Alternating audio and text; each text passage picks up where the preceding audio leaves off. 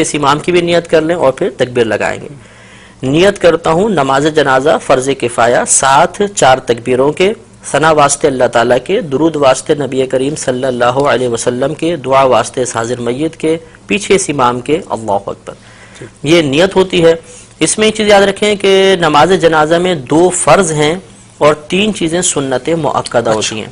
ایک فرض تو ہوتا ہے آدمی کا کھڑے ہو کر نماز جنازہ ادا کرنا، قیام اس میں فرض ہے. بلا عذر بیٹھ کے پڑھی تو نماز نہیں ہوگی.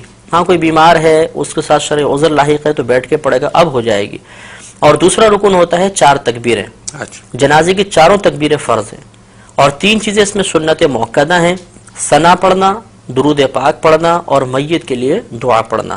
یہ 3 سنت مؤکدہ ہیں اور سنت مؤکدہ کا ترک کرنا 1-2 بار کیا تو برا ہے اور اگر عادت ہی بنا لیں تو انسان گناہگار ہوگا.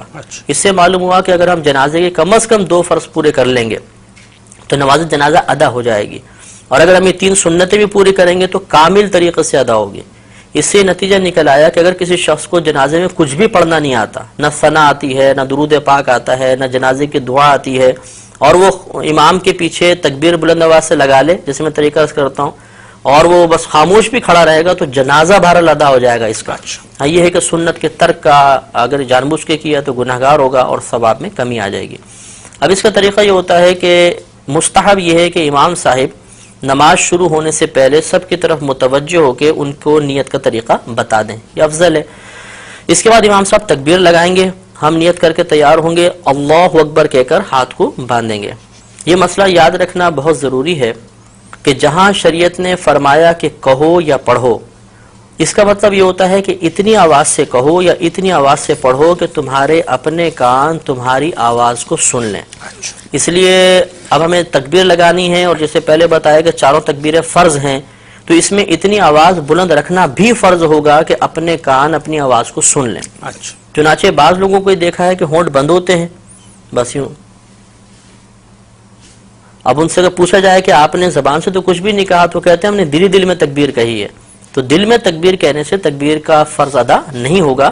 اس لیے امام صاحب تو بہت بلند آواز سے پڑھیں گے جہر کے ساتھ، ہمیں کم از کم اتنی آواز سے اللہ اکبر پیچھے کہنا ہے 4 تکبیروں میں کہ اپنے کان سن لیں، ورنہ فرض ادا نہیں ہوگا، اور فرض ادا نہیں ہوا تو یہ نماز بھی ادا نہیں ہوگی.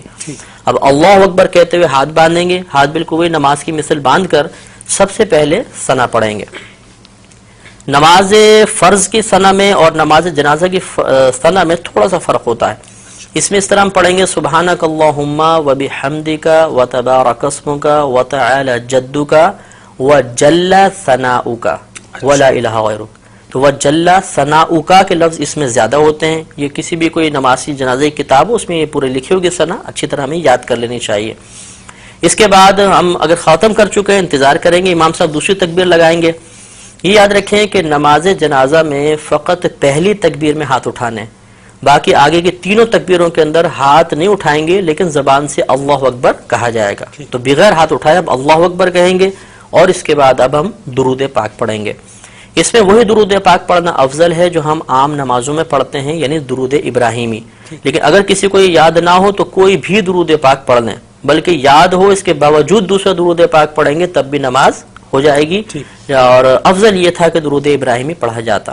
اس کو پڑھنے کے بعد اب تیسری تکبیر لگے گی، ہاتھ نہیں اٹھائیں گے لیکن زبان سے اللہ اکبر کہیں گے اور اس کے بعد اب میت کے لیے دعا کریں گے.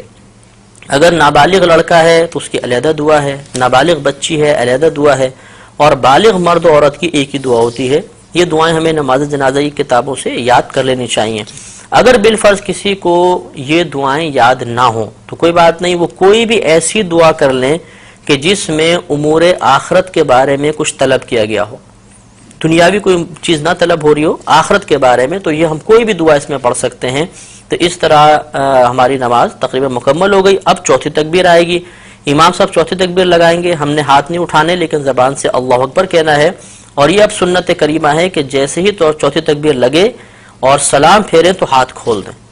اور ہاتھ کھولنے کے بعد پھر السلام علیکم ورحمۃ اللہ، السلام علیکم ورحمۃ اللہ، دونوں طرف سلام پھیر دیا جائے گا.